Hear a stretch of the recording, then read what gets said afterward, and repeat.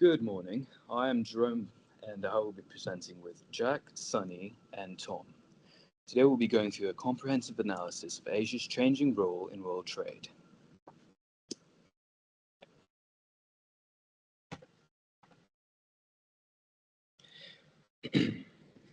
First, we will briefly introduce the article and explain its main focus.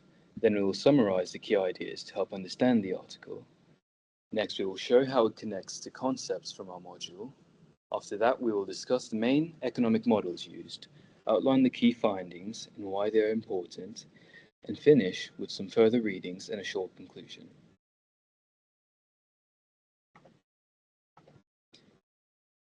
The article examines the rapid economic growth of Asian economies and how this growth is changing global trade patterns. Over the past few decades, Asia has experienced significant economic growth, driven by industrialization, trade liberalization, and increasing participation in global markets. As a result, the global center of economic activity has gradually shifted towards Asia.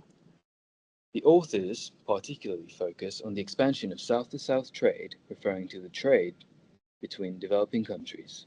This trend reflects stronger economic connections between emerging economies and a reduced reliance on traditional trading patterns in North America and Europe.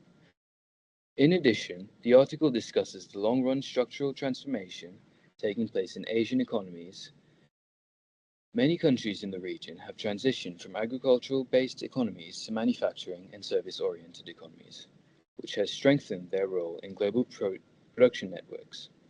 Finally, the paper highlights how trade liberalization and deeper economic integration can generate welfare gains by increasing efficiency, productivity, and trade opportunities.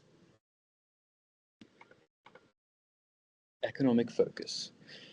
The article focuses on several key economic trends that are shaping the global economy.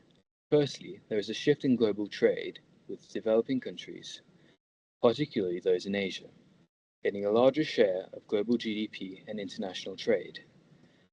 At the same time, the relative dominance of traditional economic powers such as North America and Europe is gradually declining.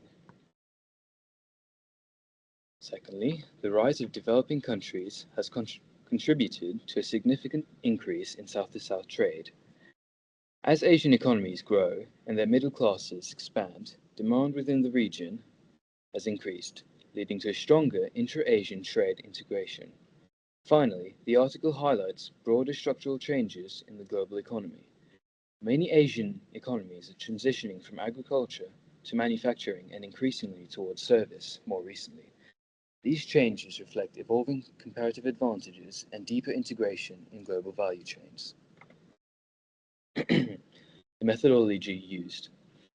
The GTAP model is a computable general equilibrium model that allows economists to analyze global trade patterns and simulate how different economic factors affect trade flows and economic welfare across countries. In this study, the authors use a baseline year of 2004 and project global trade patterns up to 2030. The model incorporates key variables such as productivity growth, population changes, and capital accumulation to simulate how these factors influence economic development and trade. The model is also used to test different trade liberalization scenarios, which helps authors evaluate how reducing trade barriers could affect global trade flows and economic outcomes. How this is connected to module concepts. The article also connects closely to several key concepts from our regional economic integration module. First, it highlights the importance of preferential trade and regional integration, particularly through expansion of Asian regional trade agreements, and the growth of South-to-South trade relationships. Second, the article reflects gravity model trade, which suggests that countries with larger economies tend to trade more with each other. As Asian economies grow and increase their share of global GDP, their trade volumes also expand significantly. Finally, the paper illustrates the role of competition and structural adjustment. As trade barriers are reduced, resources shift towards more productive industries, encouraging structural transformation and generating gains from trade liberalization. Additionally, the article links closely to key economic themes such as globalization, comparative advantage, and structural change. It shows how globalization boosts trade, technology diffusion, and production networks, with Asia benefiting most. Classical and modern trade theories help explain Asia's rise from labor driven manufacturing to high value industries and integrated global value chains. The analysis also reflects ideas on production, product differentiation, trade liberalization, and economic transformation, demonstrating how theoretical models translate into real world policy insights. Together, these concepts help explain why Asia's growing economic importance is reshaping global trade patterns. I will now pass you on to Tom. The article is especially important and interesting because it was written at a time when global economies were undergoing great change. In the early 2010s, Asia, particularly China, was striding ahead in world trade, excelling in exports and growth rates, with the authors recognizing that traditional models such as the North Atlantic economies were no longer the central base. What makes the article stand out is it challenges the old Western-centered arguments, pushing for the notion that illustrates developing countries would increasingly trade with one another, not just the West. The timing also makes the argument fascinating. It was written in 2011, predating three major shocks that fundamentally reshaped the global trade: the US-China trade war, Brexit, and COVID-19 pandemic. Each event individually reshaped supply chains, altering growth rates, and accelerated the debate of economic security. Due to the author not being able to predict such shocks, it makes the article a useful baseline to see how unpredictable global events can reshape long-term economic trends. In several areas, Asia significantly outperforms the author's expectations. The article expects China would reach 10.6% of world GDP by 2030, yet IMF reports that China already reached 19.84% in 2026. This data shows the extraordinary expansion of Chinese economies that even well-versed economists were unable to predict. This graph depicts the vastly different results compared with the author's predictions, reflecting the extraordinary growth rate of China's industrialization. However, the author also assumed that the momentum would continue into the 2020s, proving to be overly optimistic. The damages of the US-China trade war affected over $450 billion in trade, reducing China's exports growth rate from 10% in 2017 just to 0.5% in 2019, according to the World Trade Organization. Additional shocks such as COVID drove down the GDP growth rate to 2.2% in 2020, which is the lowest since 1976. Overall, this article is interesting as the author recognizes the significant future that Asian markets will hold on manufacturing and exports, such as key economies such as China and Hong Kong. Capturing the potential turning point in global trade, but it also holds value as it compares projections with real-world outcomes, just to illustrate how unpredictable global economies can actually be, especially when major shocks reshape the world.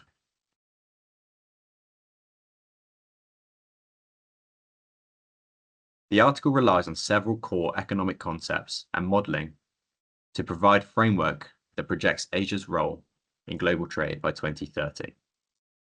Majority of the analysis has been built around the GTAP, Computable General Equilibrium Model.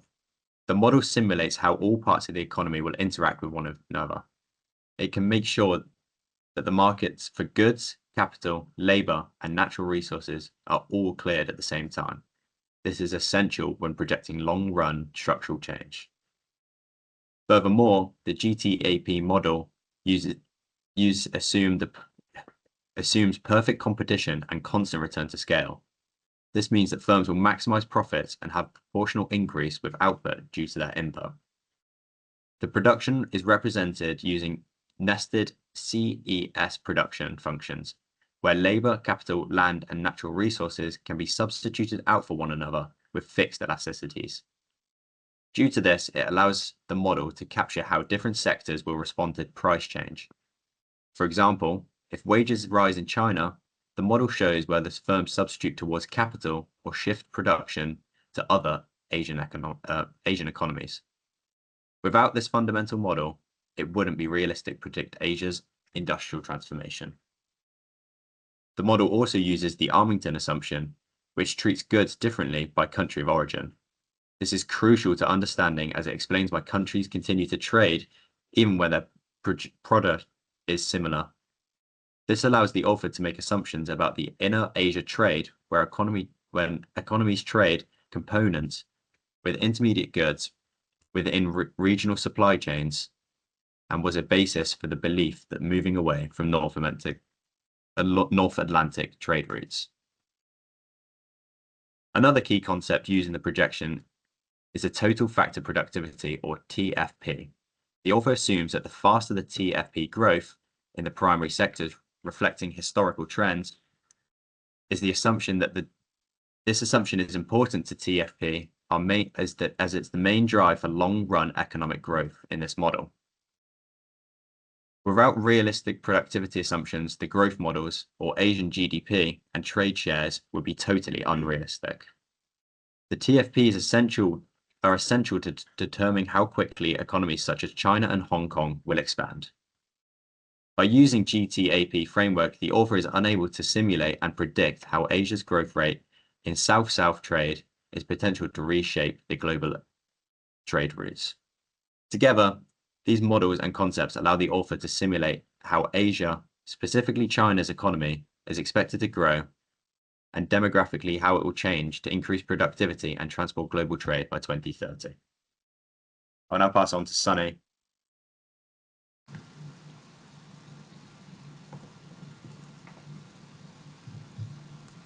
First, looking at the global trade framework, the article argues that the center of gravity in world trade is increasingly moving towards Asia.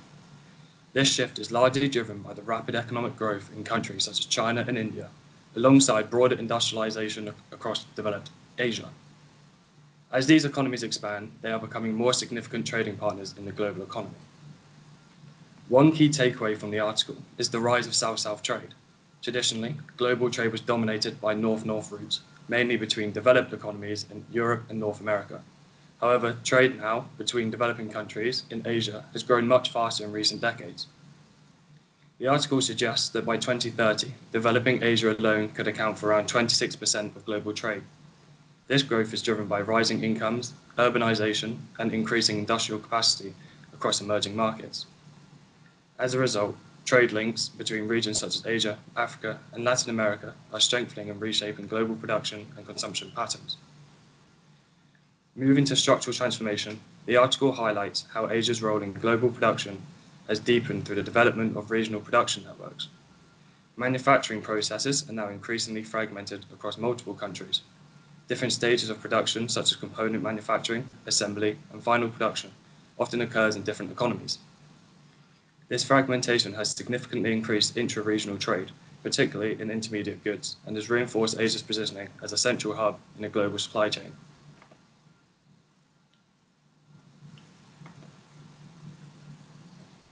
This slide focuses on two additional findings from the article, changing demand patterns and the policy implications of these changes. First, looking at shifting demand patterns, particularly in Asia, they are significantly reshaping global consumption. As incomes increase in countries such as Vietnam and Indonesia, demand for goods and services with developing regions is expanding rapidly. As a result, producers in Asia are increasingly trading with other developing economies, rather than relying primarily on traditional markets. This means there are now reduced dependencies on northern trade markets and stronger emphasis on trade within the global south. Because of this expected shift in trade, Europe's export share in global trade is projected to drop from 42% down to 26%, whilst Asia in 2030 takes over the 40% global share trade. The newly dominant supply chain emphasizes the growing demand for intermediate goods in the region. The article expresses that production is now fragmented across multiple countries, which creates strong demand for components that move interregionally. Kim Anderson and Anna Strutt pushed through the article that governments need to support this transformation through trade liberalization and stronger regional trade agreements. As South-South trade expands, the welfare benefits become larger, meaning upcoming economies can also gain from reduced barriers. Additionally, it was suggested that harmonizing trade standards increases efficiency and allows effective coordination in the South trade routes. To finish on what the authors warned to policymakers, China and India are expected to become far more reliant on food imports in the future than they are now as Asia industrializes. It is suggested that policymakers and government raise agricultural protection to maintain security and welfare for their population. Overall, effective policy coordination will be essential to sustain the continued growth of South-South trade.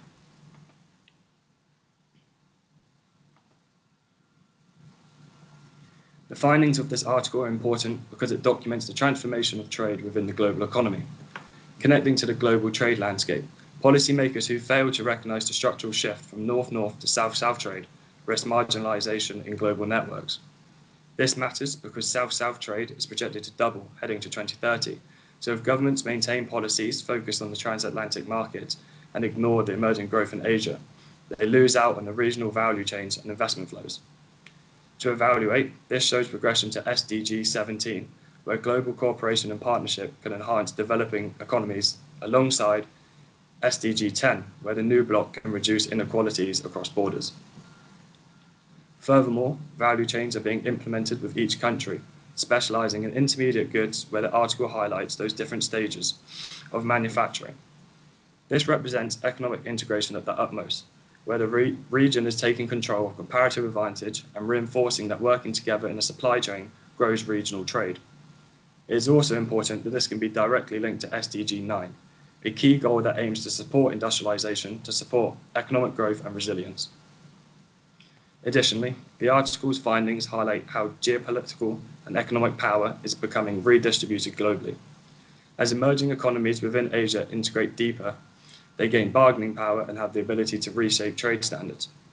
The shift towards South-South trade suggests that the future trade frameworks will move away from the historical dominance of the northern trade route, reflecting the importance of the new South. This matters for long-term development, once again, capturing the significance of SDG 17, and reinforces SDG 16 through stronger institutions and partnerships globally. Overall, the findings in this article are important, as it illustrates that integration is no longer North-dominated, with the center of gravity shifting towards Asia as regional trade is projected to rise by 26% in 2030. I will now pass you over to Jack.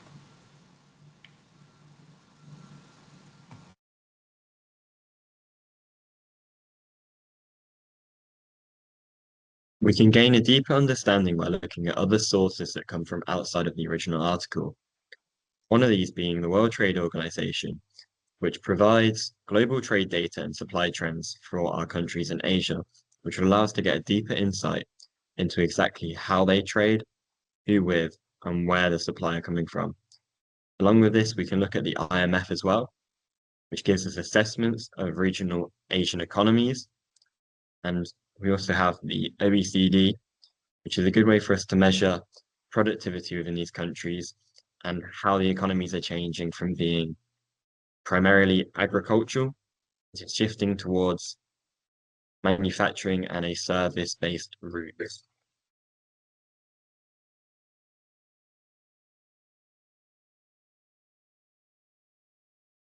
In conclusion, this article highlights how the rapid economic growth of Asia is reshaping global trade and shifting the center of economic activity away from Europe and North America and towards Asia.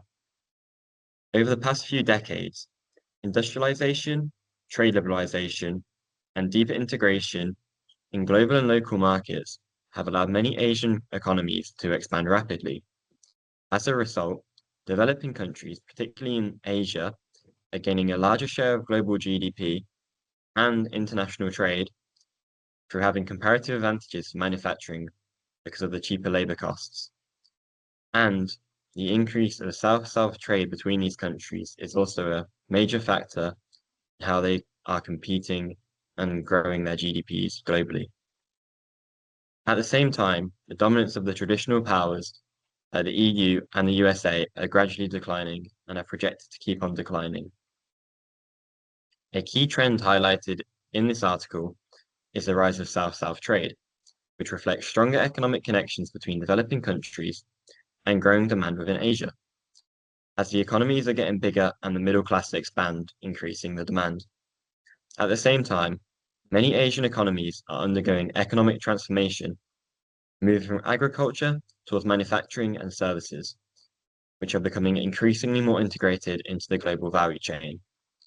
Using the GTAP model, the research projects that global trade patterns into 2030 will continue with trade liberalization and deeper regional integration, which could significantly increase trade flows, efficiency, and global welfare.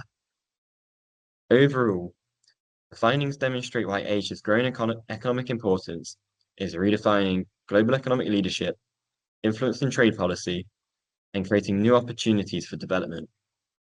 This highlights the importance of regional integration, comparative advantage, and the gains from trade liberalization in shaping the future of the global economy.